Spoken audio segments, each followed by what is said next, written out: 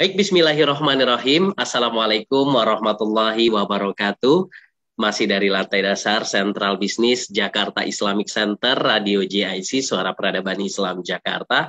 Alhamdulillahirabbil alamin, segala puji bagi Allah, salawat serta salam tetap kita aturkan kepada Nabi besar kita, Nabi Allah, Nabi Muhammad Shallallahu Alaihi Wasallam. Mitra JC kembali di program Bincang Bisnis Muslim edisi 7 Oktober maksud kami, 7 Oktober 2021 dengan tema mendalami goror dalam jual beli di program Bincang Bisnis Muslim edisi hari ini. Dan tentunya Mitra JC seperti biasa sudah hadir, kedua narasumber dan satu narasumber juga sudah hadir, alhamdulillah.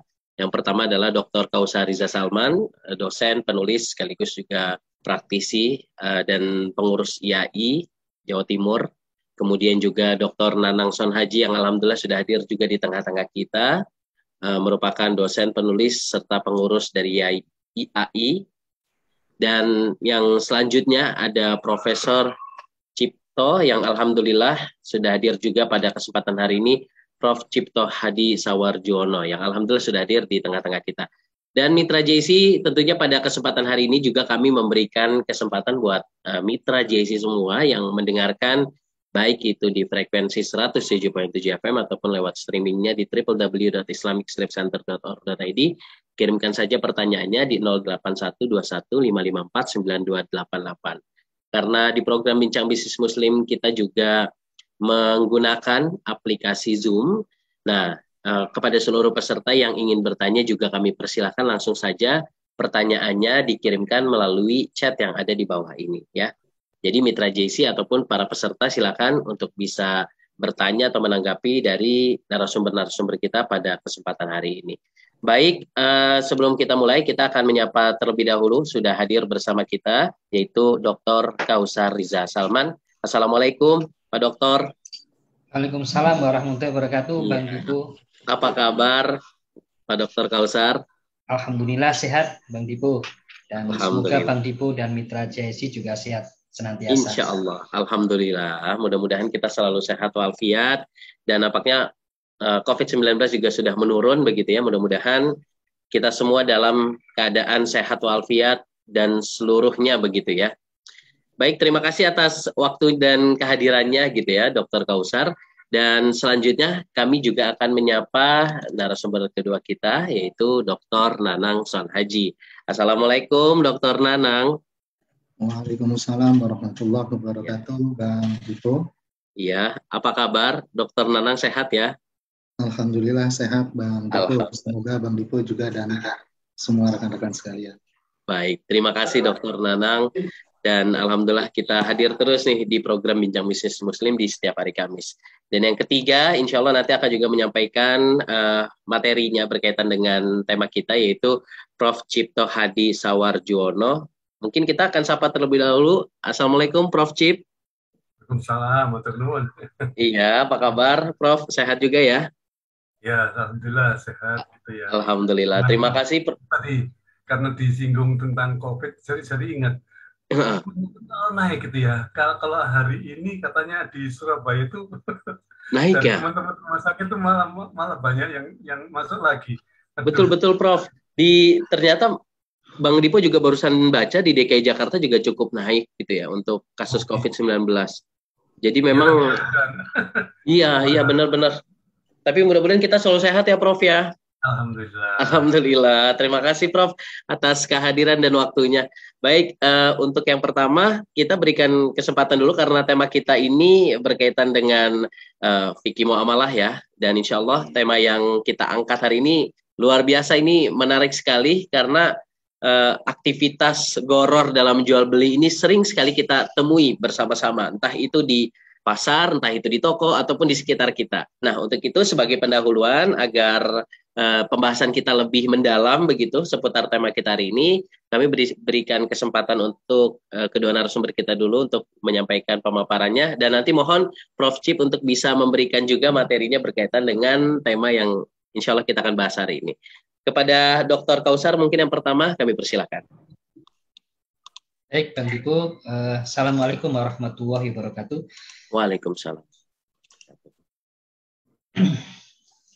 Alhamdulillah, wassalatu wassalamu ala Rasulillah, wala haula wala quwata illa billah. Mitra JIC semuanya yang dirahmati Allah Subhanahu wa taala, Bang Dipu ya, dan Prof Cipto Hadi ya, dan juga Dr. Nanang. Alhamdulillah kita hari ini bisa kembali melanjutkan ya materi dan diskusi kita, Bang Dipu ya, di Bincang Bisnis Muslim yang sudah alhamdulillah edisi yang ke-47 saat ini. Ya. Topik yang kita angkat ya berkaitan dengan pendalaman terhadap gharar ya dalam jual beli. Yang ingin kita sampaikan di sini yang pertama adalah bahwa jual beli itu ya tidak hanya jual beli atau transaksi ya, transaksi jual beli barang ya, tapi juga termasuk di dalamnya ada transaksi jual beli jasa. Ya, termasuk di dalamnya adalah sewa menyewa. Dan juga kalau lebih mendalam lagi itu juga berkaitan dengan transaksi investasi atau pembiayaan. Nah, berkaitan dengan gharar sendiri ya, gharar itu sebetulnya maknanya adalah ketidakjelasan informasi ya dari produk atau jasa ya pada saat akad disepakati. Jadi ketika akad ya kontrak disepakati antara al-mushtari dengan al-bai ya, antara pembeli dengan penjual ya, itu kalau misalnya ada ketidakjelasan informasi, maka itulah ada unsur ghararnya. Ya, baik itu ketidakjelasan berkaitan dengan kualitas ya barang ya, kemudian kuantitas barang, harga ya, harga, dan juga mungkin berkaitan juga dengan waktu pengiriman. Ya, maka itulah gharar. Sehingga kalau kita melihat pada konsep yang gharar tersebut, maka sebetulnya permasalahan gharar ini ya seringkali ada ya dalam praktek ya akad atau transaksi dalam muamalah, apalagi sekarang muamalahnya kontemporer ya. Maka muamalah yang dulu ya tidak ada ya di zaman Nabi dan para sahabat, sekarang muamalah itu ada. Itu banyak sekali terjadi. Ya, sehingga ya para pebisnis muslim ya, para pengusaha muslim itu harus paham betul ya rambu-rambunya apa sih yang dilarang dalam gharar itu. Ya, selain nanti pembahasan masalah riba ya, itu juga gharar itu ternyata malah lebih banyak, dan para ulama itu perhatiannya terhadap gharar itu juga sangat sangat besar sekali ya. Ya. Dan juga praktek gharar sendiri itu juga ternyata beragam sekali bentuknya. Ya. Tapi kita coba pertama melihat Bang Dipu dan Mitra JIC seluruhnya ya terkait dengan definisi gharar. Ya. Ada beberapa definisi yang kita perlu perhatikan ya. Yang pertama dari Syekhul Islam Ibnu Taimiyah ya. Dalam kitabnya Majmu' Fatawa, dia menjelaskan bahwa al-ghararu majhul al-aqibah. Jadi gharar itu adalah sesuatu yang nggak jelas hasilnya. Ya. Ketika hasilnya tidak jelas, ya baik itu berkaitan dengan ini beliau lebih umum ya, tidak hanya pada satu sisi, tapi ya baik itu kualitas, kuantitas, nanti barang yang akan diserahkan nggak jelas, ya kemudian juga waktu pengirimannya nggak jelas, ini yang berkaitan dengan hasil. Kemudian yang kedua, Syekh Abdurrahman bin Nasir As-Sa'di, ya dia menjelaskan dalam kitab beliau bahwa al-gharar itu adalah al-mukhatarah. Al-mukhatarah itu ya itu yang pertaruhan, dan adanya al-jahalah atau al-jahalah, ketidakjelasan. Ya, jadi yang berkaitan dengan mukhatarah dan jahalah, ketidakjelasan, itu juga merupakan definisi dari al-gharar. Ya, meskipun nanti ya kalau kita perhatikan ya pertaruhan itu Mitra JIC tidak seluruhnya merupakan gharar. Ya. Spekulasi itu nggak seluruhnya merupakan gharar. Ada spekulasi-spekulasi tertentu ya yang itu bukan masuk dalam ranahnya gharar yang dilarang. Gitu. Ya, sehingga nanti akan kita pahami ya. Gharar itu ada gharar yang dibolehkan, ada gharar yang dilarang. Ini nanti yang perlu kita tekankan adalah dan perlu kita jauhkan dalam transaksi jual beli tentu adalah gharar yang diharamkan, gharar yang dilarang. Kemudian yang ketiga, ada definisi dari Syekh Abdul Azim Badawi dalam kitab beliau Al-Wajiz. Ini kitab yang sangat populer ini, Bang Dipu. Dia menjelaskan bahwa jual beli gharar itu adalah jual beli yang mengandung ketidakjelasan. Jadi merangkum dari penjelasan Syekhul Islam Ibnu Taimiyah, kemudian juga penjelasan dari Syekh Abdurrahman bin Nasir As-Sa'di. ketidakjelasan, pertaruhan, dan atau perjudian. Nah, itu gharar. Ya. Bagaimana dalilnya di dalam ayat ya dan juga hadis. Di dalam ayat itu Bang Dipu dijelaskan bahwa gharar itu ya masuk dalam kategori, para ulama itu menjelaskan sebab pelarangan gharar itu karena satu pihak itu memakan harta pihak lain dengan cara yang batil, dengan cara yang tidak benar. Itu ditegaskan di dalam surah Al-Baqarah ayat 2. Allah Subhanahu wa taala berfirman, "Wala ta'kulu amwalakum bainakum bil batil wa tudlu biha ilal hukam litakulu fariqam min amwalin nasi bil ismi wa antum ta'lamun." Ya, ini dalam surah Al-Baqarah ayat 188. Yang artinya, dan janganlah sebagian kamu, ya sebagian kalian memakan harta sebagian yang lain di antara kalian dengan cara yang batil. Ya, sehingga kalau gharar itu termasuk sebab atau jalan memakan harta orang lain dengan cara yang batil, maka dilarang.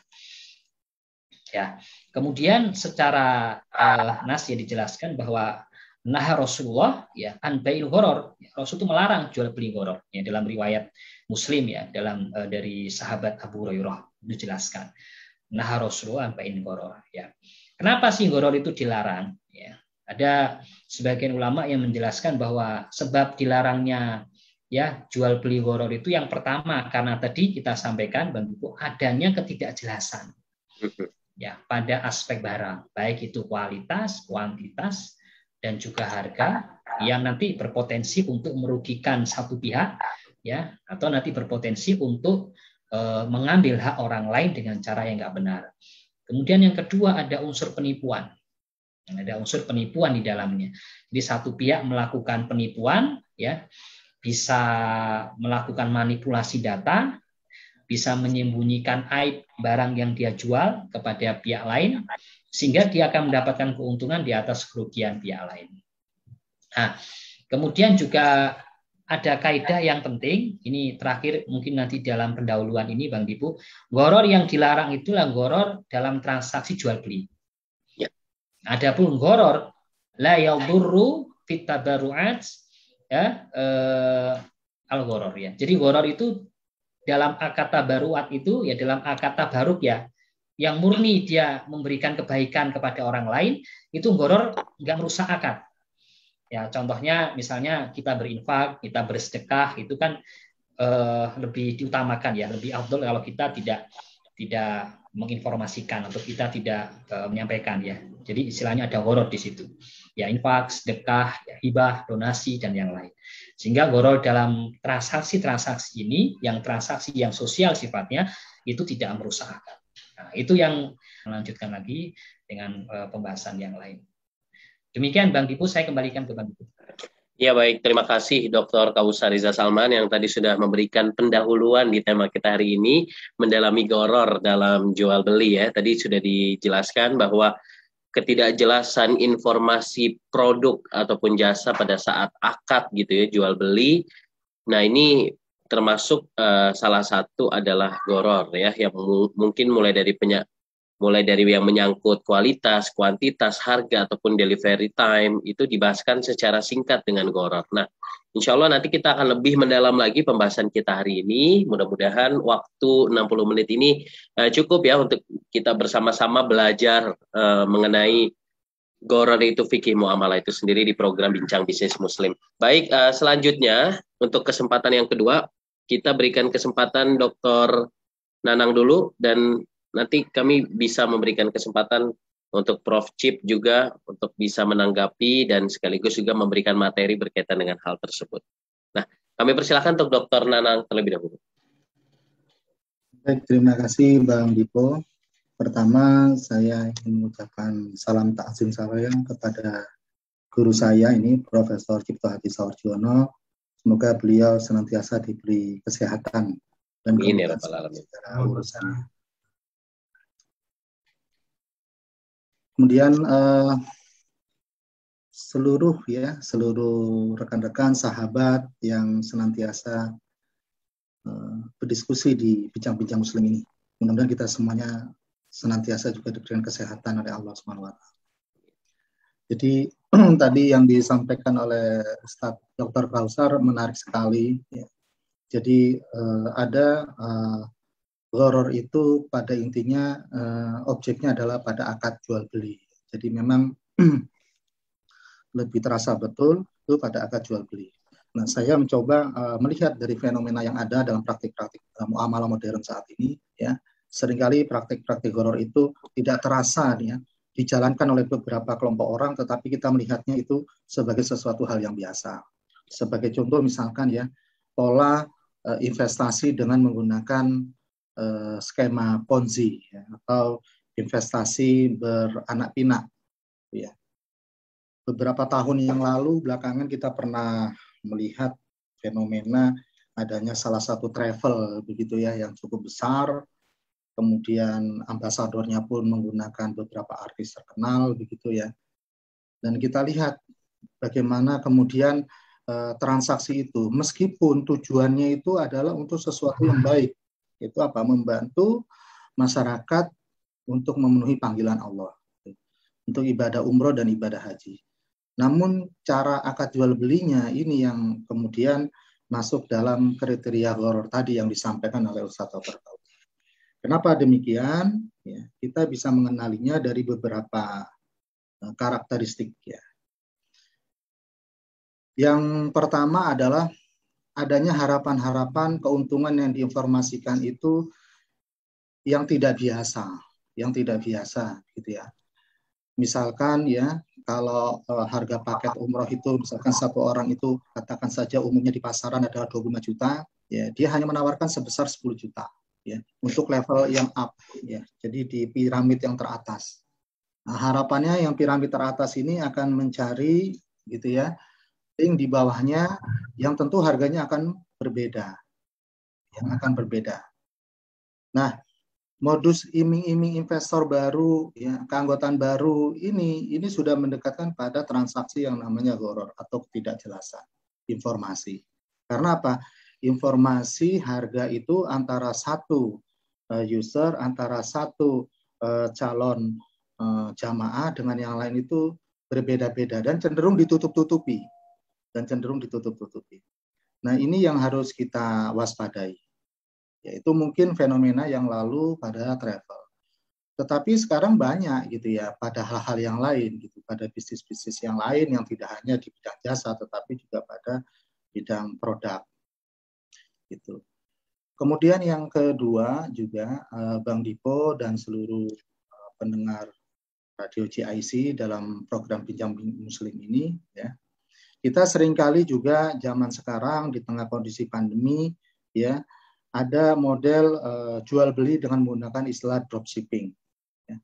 Jadi ada penjual gitu ya, hanya menawarkan produk melalui item-item yang ditampilkan di dunia maya ya dalam bentuk foto begitu ya. Kemudian ada informasi ketika nanti ada pembeli, nah si pemilik lapak ini baru mencarikan produk tersebut. Padahal tadi disampaikan oleh Ustadz Dr. Kausar bahwa ada hadis yang mengatakan kalau ada produk atau barang yang belum dimiliki itu, maka itu cenderung mengarah ke gharar. Dan namun dalam hadis ini, dalam perkembangan muamalah kontemporer tadi yang disampaikan oleh Ustadz Kausar bahwa ada gharar sebenarnya masih bisa gitu ya diterima karena apa? Ada kesanggupan, ada kejelasan. Contohnya misalkan dropshipping yang model seperti ini. Kalau saya pembuka lapak, kemudian saya menginformasikan bahwa saya menjual produk seperti ini, dan saya tampilkan sejujur-jujurnya bahwa produk ini spesifikasinya seperti ini, karakteristiknya seperti ini, beratnya seperti ini, harganya seperti ini. Ketika kemudian ada pembeli, cocok akadnya, kemudian saya carikan sesuai dengan spesifikasi tanpa mengurangi sedikit pun, dan barang itu saya sampaikan kepada si pembeli dengan baik, cocok dengan apa yang saya informasikan, maka ini tidak termasuk ke dalam gharar yang diharamkan. Kenapa? Karena saya menyanggupi dan barang itu ada. Nah, yang tidak boleh dalam hadis itu dikhawatirkan adalah ketika kita menjual sesuatu yang kita miliki, kemudian kita menyanggupi, tetapi barang itu tidak bisa kita serahkan kepada si pembeli, ini namanya penipuan. Ini yang tidak boleh gitu ya. Nah, kalau dalam konsep marketing modern saat ini memang begitu ada virtual office, maka hal-hal semacam itu masih bisa. Asalkan tadi ya, yang pertama ini apa yang dulu di pertemuan yang lalu pernah disampaikan juga oleh guru saya Prof. Cip. Jadi syariah itu pada intinya adalah kejujuran, jujur gitu loh. Jadi kita informasikan spesifikasi barang ini apa, gitu ya. Jangan ditutup-tutupi sehingga si pembeli ini secara terang benderang memperoleh informasi bahwa barang yang dipilih dan yang ingin dibeli itu adalah barang yang betul-betul dia sadari cocok untuknya. Begitu juga nanti pada saat pengiriman, maka si penjual ini juga harus menjamin bahwa barang tersebut sampai dengan si pembeli itu dengan kondisi yang cocok pada saat akadnya. Itu dalam perkembangan praktik di muamalah kontemporer yang berkaitan dengan. Mungkin itu Bang Dipo sebagai pembuka, saya kembalikan kepada Bang Dipo. Baik, terima kasih Dr. Nanang Son Haji ya. Tadi sudah disampaikan mengenai dan melengkapi pembahasan tadi di pendahuluan kita dengan tema tadi sudah disampaikan tentang goror ya, mulai dari definisinya, kemudian juga mendalami goror dalam jual beli. Baik, sekali lagi kami ucapkan terima kasih Dr. Nanang Son Haji. Pada intinya jual beli itu harus jelas ya, tidak boleh ada yang ditutup-tutupi. Seandainya ingin menjual, kalau tidak ada barangnya, tapi harus disampaikan spesifikasinya dan sampaikan juga kepada penjualnya bahwa saya hanya menjual dengan apa yang saya miliki. Baik, sekali lagi kami ucapkan terima kasih Prof. Dr. Nanang Son Haji, karena setelah ini kita langsung masuk ke sesi Prof. Cipto Hadi yang alhamdulillah beliau sudah hadir di tengah-tengah kita begitu untuk memberikan materi. Ini satu kesempatan yang sangat baik untuk bisa berjumpa dan bisa mendapatkan banyak ilmu berkaitan dengan tema kita hari ini. Untuk itu kami persilakan Prof. Cipto Hadi Sawarjono untuk menyampaikan materi kita pada hari ini. Semuanya. Assalamualaikum warahmatullahi wabarakatuh. Waalaikumsalam warahmatullahi wabarakatuh. Pada para pendengar radio JIC gitu ya, termasuk yang ikut di sini. Baik, yang mau saya tambahkan itu hanya sifat orangnya itu ya. Jadi intinya kalau bahasa Islamnya atau bahasa Arabnya itu memang horor gitu ya. Tapi kalau bahasa sehari-harinya mungkin lebih baik banyak yang memahaminya gitu ya. Saya sebutkan intinya adalah berterus terang lah apa adanya. Berterus terang itu yang enak itu seperti itu. Terus terang seperti contohnya itu yang saya sering kali ini. Kalau saudara menjual lewat apa namanya sekarang itu kan modelnya pakai gadget tuh ya, apa jenis pembelian yang seperti ini, pembelian yang lewat gadget itu. Foto yang dikirimkan, yang dipasang itu ya harus yang sebenarnya, gitu kan, jangan bohong gitu kan. Maka kalau bohong itu apa dampaknya gitu ya. Kalau kita terlanjur beli, pasti si pembeli ngomong kepada yang lain. Ngomong itu, nah omongan ini yang malah akan lebih dipercaya daripada dia membaca sendiri. Kalau omongan itu akan dengan kata lain sifat Rasul gitu ya, antara lain itu adalah al-amin, bisa dipercaya gitu kan. Itu tolong dipegang yang kuat ya dalam segala macam itu ya. Bukan hanya yang saya contohkan tadi. Tapi intinya adalah kalau ngomong A itu ya A sungguhan gitu ya. Jadi jangan hanya ditambah itu. Ada yang lebih baik gitu ya, perdagangan lebih baik karena barang yang dipakai nggak ada, saya ganti yang lebih baik. Tapi kan namanya bohong itu kan, ya meskipun memang bagi goror yang tidak merugikan gitu ya, tapi kan bohong itu. Artinya ada yang dirugikan, entah itu penjualnya sendiri yang dirugikan atau pembeli. Jadi intinya itu aja yang saya harapkan. Terima kasih. Assalamualaikum warahmatullahi wabarakatuh. Waalaikumsalam warahmatullahi wabarakatuh.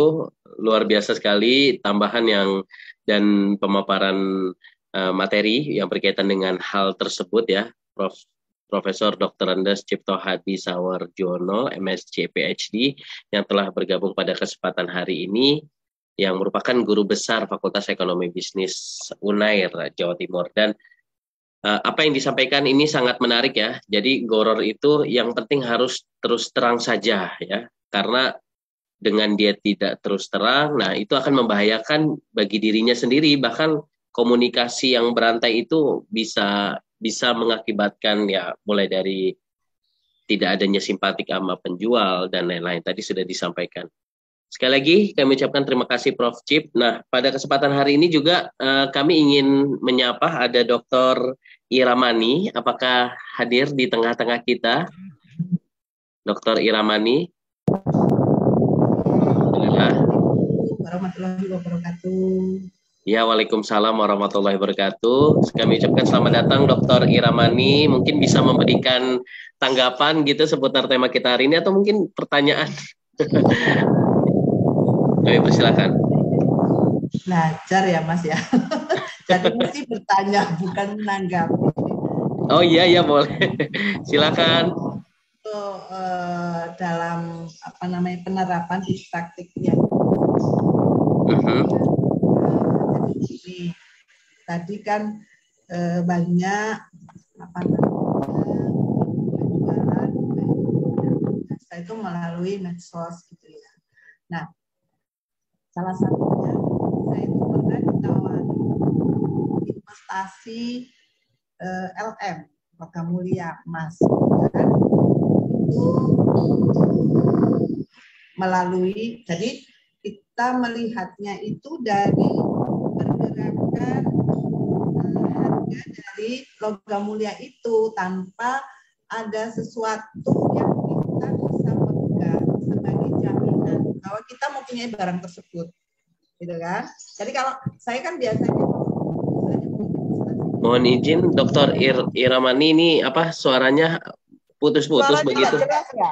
Mungkin tadi ada suara angin gitu. Oh gitu. Yes. Saya tak berpindah soalnya tadi saya habis bimbingan. Oh iya. Iya, terima kasih. Skripsi. Sudah jelas kah? Sudah jelas Dr. Iramani. Ya, silakan. Jadi saya itu pernah ditawarin investasi di logam mulia. Oke. Di logam mulia. Namun investasinya itu tidak beli secara langsung, saya pegang logam mulianya itu. Biasanya kan kalau saya mau investasi, punya uang, nabung, udah saya belikan logam mulia karena kan itu untuk jangka panjang gitu.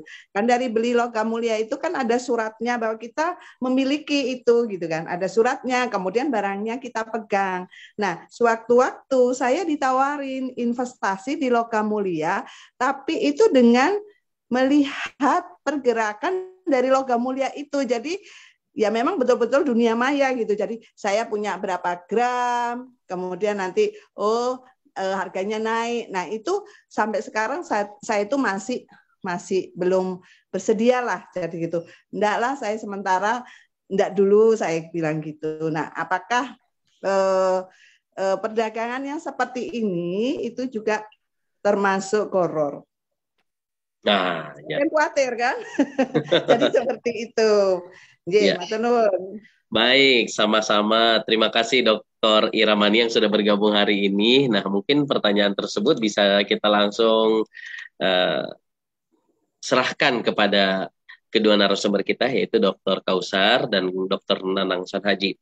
Dan sebelumnya kami juga berikan kesempatan buat teman-teman ataupun para peserta yang bergabung hari ini, silakan langsung aja bertanya.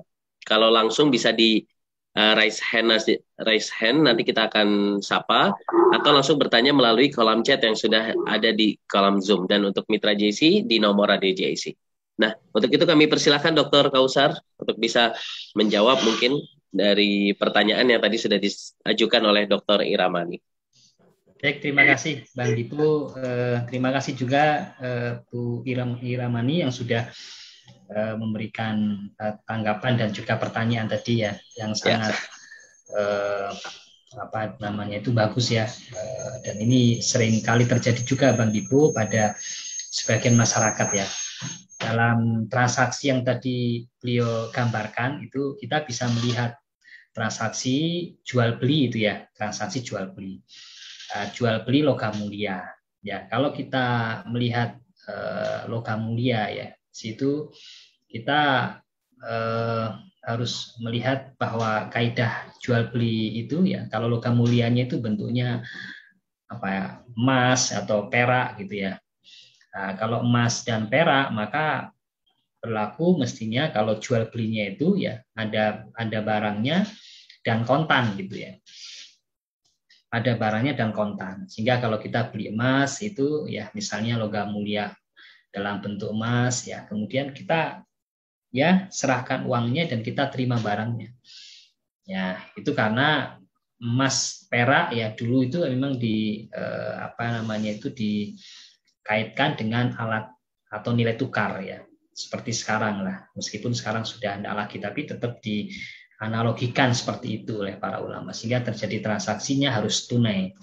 Ya, kalau model transaksinya hanya melihat pergerakan harga, berarti sebetulnya kita nggak pernah mendapatkan barangnya.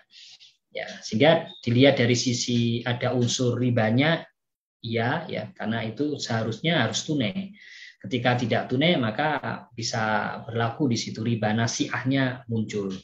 Ya, kemudian juga pertanyaan apakah ada gharar di situ. Ya. Saya rasa kalau di situ ada unsur ketidakpastian ya, nggak pasti atau memang tidak ada proses penyerahan barang ya, tidak ada proses penyerahan barang ya, kemudian juga kita sebagai pihak pembeli itu tidak punya kuasa sepenuhnya atas barang yang kita belikan ya, berarti itu sendiri juga masuk sebetulnya dalam kategori gharar, bahkan itu mungkin ghararnya tingkat tinggi gitu ya. Ya, kita juga nggak tahu bentuknya gitu ya, objek akadnya, objeknya nggak jelas itu. Mestinya kalau kita transaksi ya logam mulia itu mestinya objeknya jelas. Objek jelas itu artinya objeknya selain wujud ya, maka juga harus jelas gitu ya spesifikasinya. Ketika tidak ada wujud barangnya, ya, itu masuk salah satu transaksi yang di situ ada unsur ghararnya karena barangnya tidak bisa diserah terimakan. Ya, barangnya tidak bisa diserah terimakan atau transaksi barang yang tidak ada wujudnya. Padahal itu adalah transaksi jual beli. Beda lagi kalau transaksi misalnya saham itu ya. Kalau saham jelas itu, saham jelas karena dia bukan masuk jual beli. Kalau saham itu masuk kategori investasi atau masuk dalam kategori syirkah yang pernah kita bahas kemarin. Terjadi perubahan harga nggak masalah harga saham karena itu ada mukhotorahnya, tapi mukhotorah yang dibolehkan. Ya, tapi kalau untuk ini itu ada masalah dalam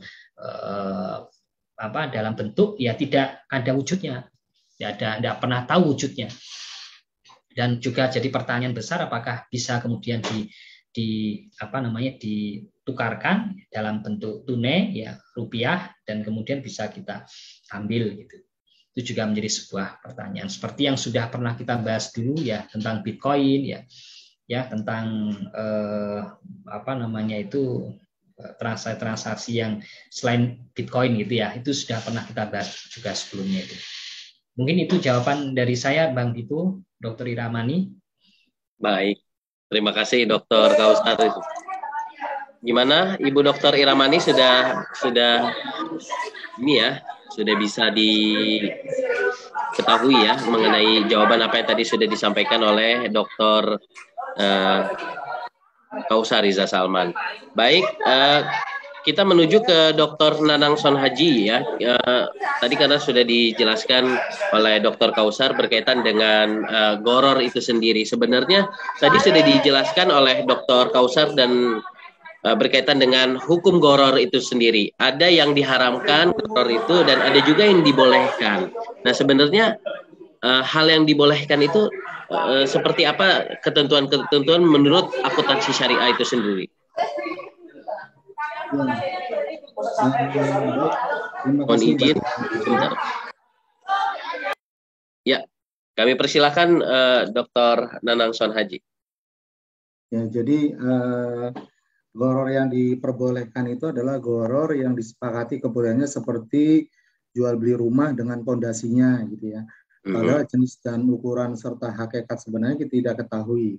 Ya, karena memang pondasi itu kan sesuatu yang ditanam lebih awal dan cenderung memang sulit kita untuk mengetahui secara pasti begitu ya pondasinya itu seperti apa. Namun demikian ini ketika sudah ada bangunannya begitu ya, kemudian diserahkan dan si pembeli itu melihat secara langsung dan menyetujui, inilah kemudian yang diperbolehkan ya. Karena apa? Karena adanya suatu kebutuhan dan karena merupakan suatu kesatuan yang tidak mungkin lepas darinya. Artinya apa? Tidak mungkin ada rumah tanpa adanya fondasi. Seperti itu. Maksudnya seperti itu. Kemudian juga contoh goro yang diperbolehkan menurut ijma ulama, jual beli hewan yang sedang mengandung. Ya, jadi alangkah lebih baik juga ya seperti tadi yang disampaikan oleh guru saya, Prof. Cip. Jadi kita ngomong apa adanya aja, terus terang aja.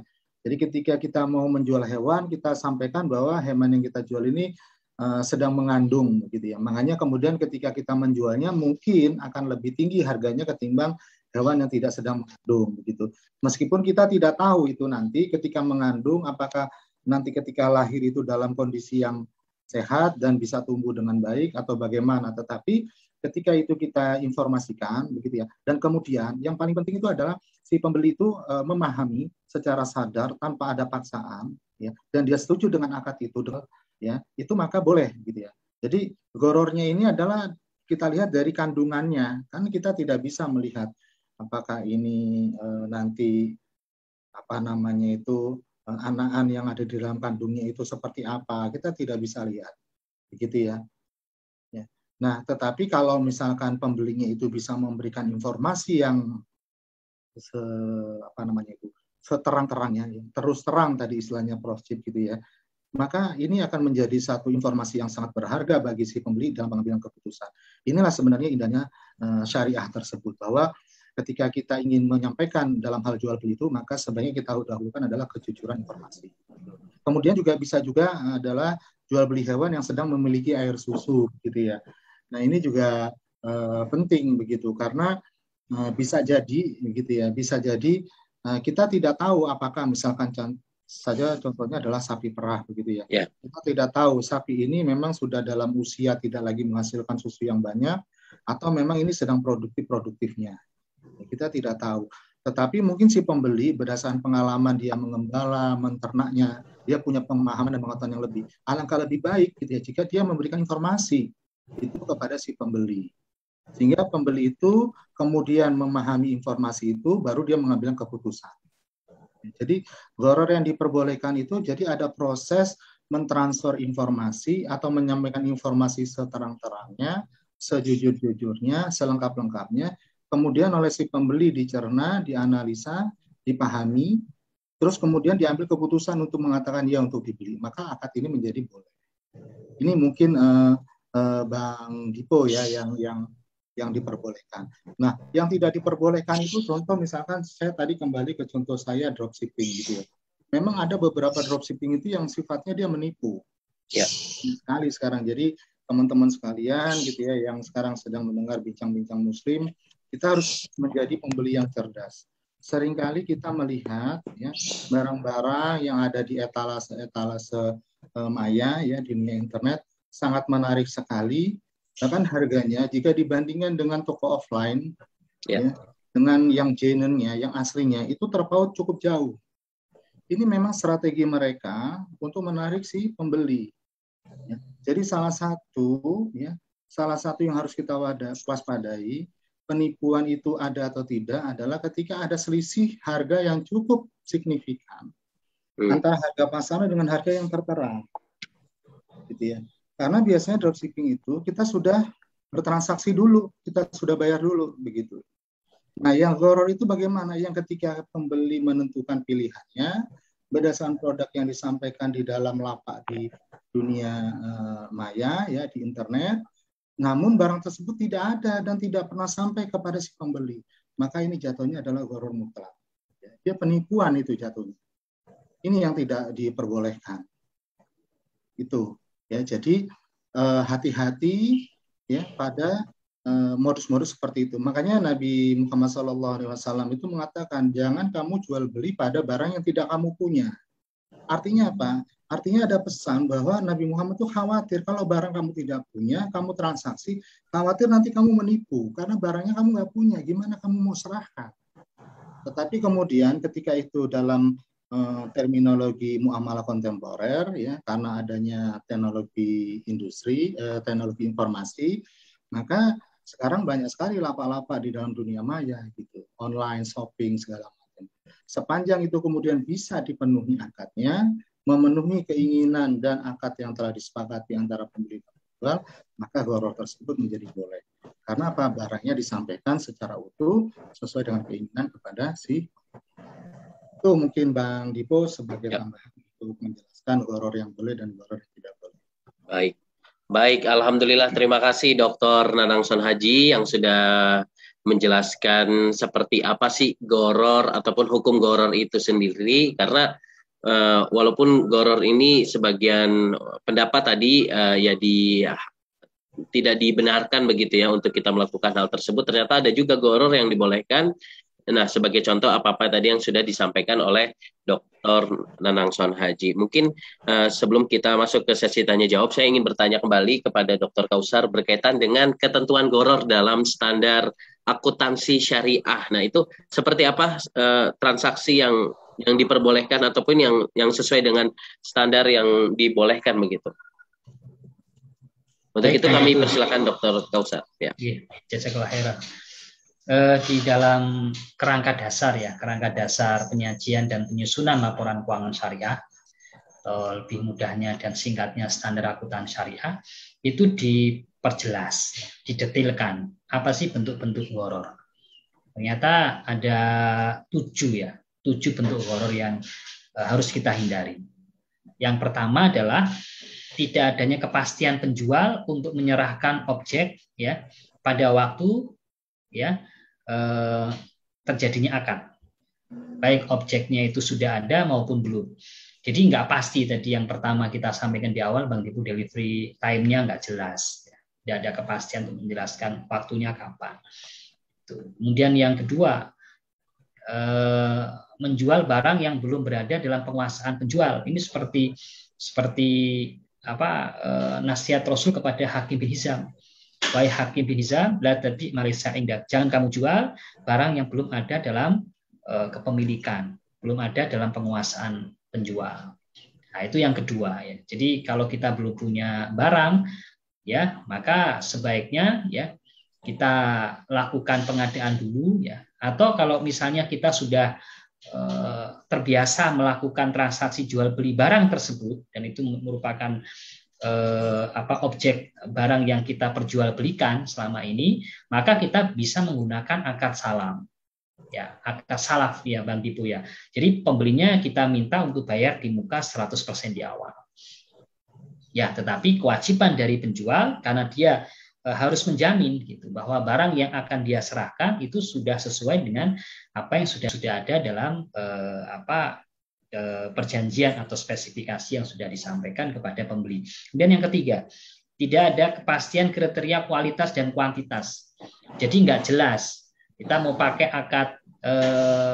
akad istisna, misalnya kita pesan barang yang nanti akan diproduksi, misalnya kusen, ya, pintu atau kusen jendela, tapi nggak diperjelas, nggak ada penjelasan mana barang mana yang akan kita pilih ya, atau kualitasnya seperti apa, ukurannya berapa dan seterusnya. Dan yang keempat, ya tidak ada kepastian harga yang harus dibayar. Nggak jelas ini harganya. Mungkin karena pertemanan ya Bang Dipu ya. Biasanya harga pertemanan yang kadang-kadang nggak jelas ini bayarnya tunai atau kredit. Ketika sudah keluar dari majelis akad itu nggak jelas itu mana yang dipilih. Itu juga adanya gharar. Ya, ada yang gharar. Kemudian yang kelima itu nggak ada ketegasan jenis dan objek akad. Ya, jenisnya dan objeknya juga nggak jelas. Mungkin di sini hampir sama ya dengan yang ketiga. Kemudian yang keenam ya, kondisi barang yang kita perjualbelikan itu tidak dapat dijamin kesesuaiannya dengan yang ditentukan dalam transaksi. Inilah yang biasanya terjadi dalam jual beli online. Jadi dalam jual beli online harus ada jaminan dari penjual. Ya, kalau nggak ada jaminan, nah disinilah salah satu bentuk gharar. Dan yang terakhir ini terjadinya penipuan, Bang Ibu. Ya, adanya unsur eksploitasi dari salah satu pihak karena informasinya yang kurang ya. cacat barangnya nggak disampaikan, gitu. Aib barangnya disembunyikan. Di satu sisi pihak pembeli memang dia nggak tahu barang, nggak tahu apa namanya itu kondisi rumah yang akan dia beli. Pihak penjual, pihak pembeli nggak menyampaikan yang jujur itu, yang terus terang gitu kondisi bangunannya itu seperti apa. Ya seharusnya pihak penjual yang akan diberkahi Allah Subhanahu wa taala itu sampaikan dengan jujur, sampaikan dengan apa adanya. Karena dalam sebuah hadis diterangkan Bang Dipu dan juga Mitra J semuanya, wa in kana shadaqa wa bayyana burika lahuma fi bai'ihima. Ya, jika penjual itu dia jujur ya dan transparan menyampaikan apa adanya, maka diberkahi perdagangannya. Penjual yang seperti itulah yang akan mendapatkan sukses dan bahagia dunia akhirat. Mungkin semacam itu Bang Dipo yang bisa saya sampaikan terkait dengan bentuk-bentuk gharar yang diharamkan. Ya, terima kasih Dr. Kausar Riza Salman. Mungkin kita akan sortir dari pertanyaan-pertanyaan yang sudah masuk karena waktu kita juga sangat singkat sekali. Kita langsung menjawab ya dan menyapa Mitra JIC yang sudah bergabung hari ini dari Evi di Kelapa Gading. Assalamualaikum warahmatullahi wabarakatuh. Ustadz, saya mau bertanya, bolehkah menjual barang dan tidak ada barangnya, tapi si penjual membeli barang sesuai pesanan tapi belum dibayar oleh pembeli dan dibayar ketika barang sudah diterima? Apakah itu gharar begitu? Mungkin kasusnya dia menjual barang begitu ya Pak Ustadz ya. Menjual barang tidak ada barangnya tapi dia membeli pakai uangnya pribadi, kemudian dijual kembali, kemudian uangnya diterima. Nah, itu bagaimana Ustadz mengenai hukum dari gharar itu sendiri? Apakah itu termasuk perbuatan gharar atau tidak? Baik, itu. Ya, mungkin Dr. Kausar. Ya, itu kita lihat dulu statusnya ya, status pihak penjual. Dia Sony atau bukan?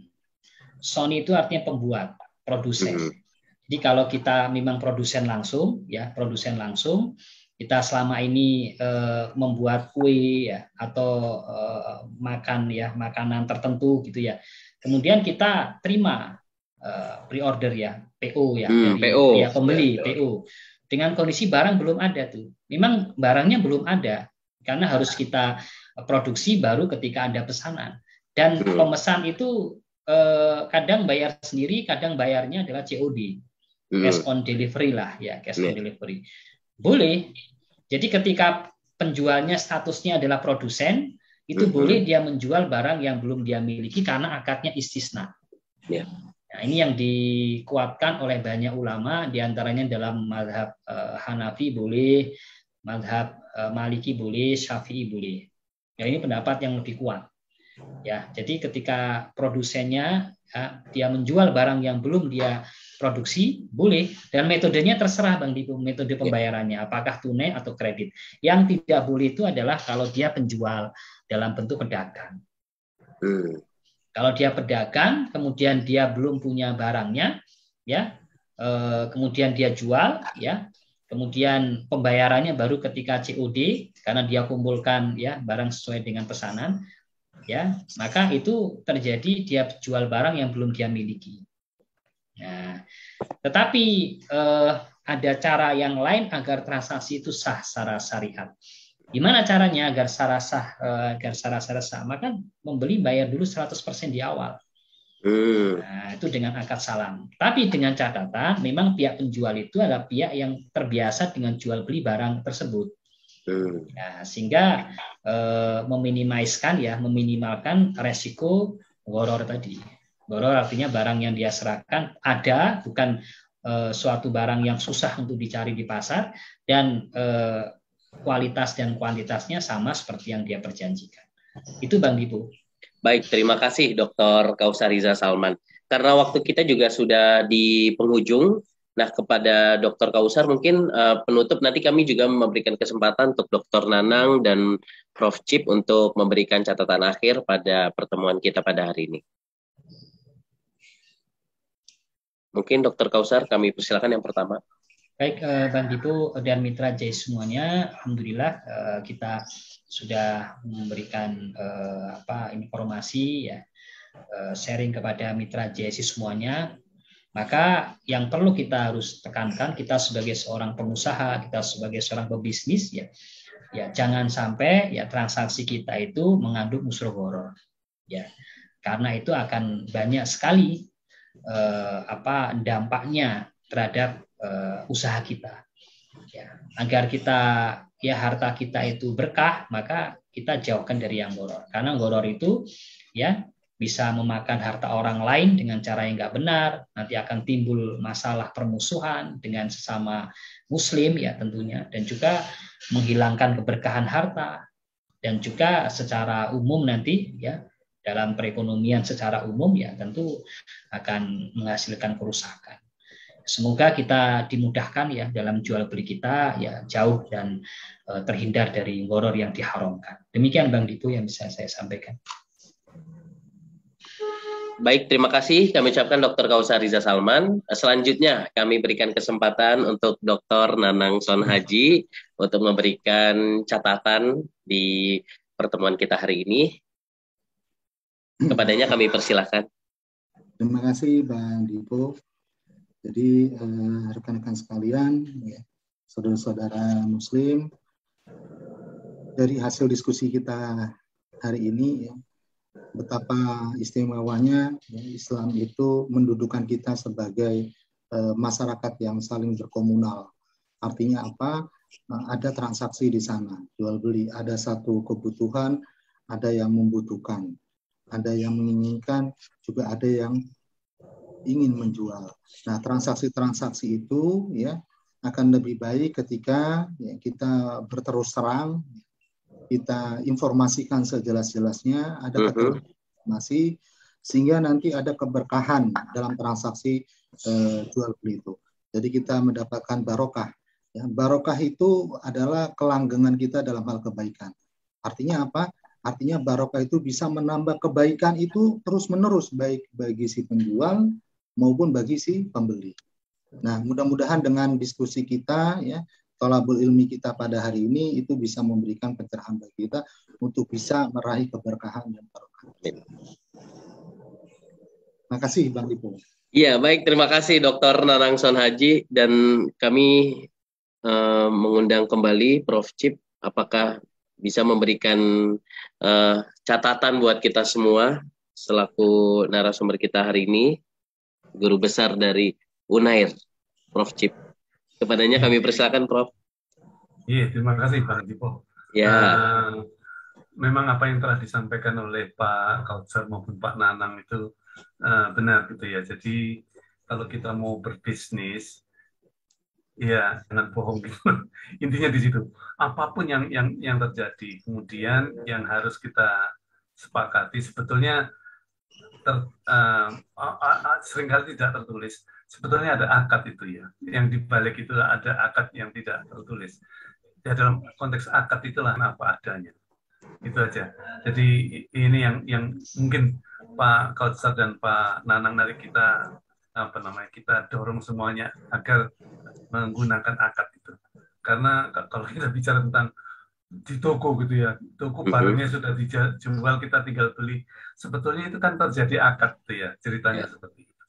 Teman-teman, itu aja yang saya sampaikan. Terima kasih. Assalamualaikum. Iya, waalaikumsalam warahmatullahi wabarakatuh. Terima kasih Prof. Cip, luar biasa, singkat, padat, dan sangat ngena sekali di tema kita hari ini, mendalami gharar dalam jual beli. Pada intinya ketika kita ingin jual beli ya jangan apa adanya, kemudian juga sampaikan, jangan ada kecurangan di dalamnya, karena keberkahan itu insya Allah akan hadir manakala kita melakukan segala sesuatu ini sesuai dengan syariah, sesuai dengan ketentuan yang Allah berikan kepada kita. Sekali lagi kami ucapkan terima kasih kepada Dr. Kausar Riza Salman yang alhamdulillah sudah hadir pada hari ini. Terima kasih juga kepada Dr. Nanang Sonhaji. Terima kasih juga kepada Dr. Iramani yang alhamdulillah sudah bergabung pada kesempatan hari ini. Dan kami juga ucapkan terima kasih kepada seluruh peserta yang bergabung hari ini melalui Zoom. yang kita tidak sebutkan satu persatu, tapi tanpa mengurangi rasa hormat kami kepada Bapak dan Ibu semua yang bergabung pada hari ini. Dan insya Allah seluruh peserta yang hadir pada hari ini melalui Zoom akan mendapatkan sertifikat yang insya Allah akan dikirimkan oleh admin kami. Baik, sekali lagi terima kasih atas kebersamaan kita, dan mewakili seluruh kru yang bertugas pamit undur diri. Saya Bang Dipo Usman mengucapkan salam. Assalamualaikum warahmatullahi wabarakatuh. Waalaikumsalam warahmatullahi wabarakatuh. Allah selalu berkati.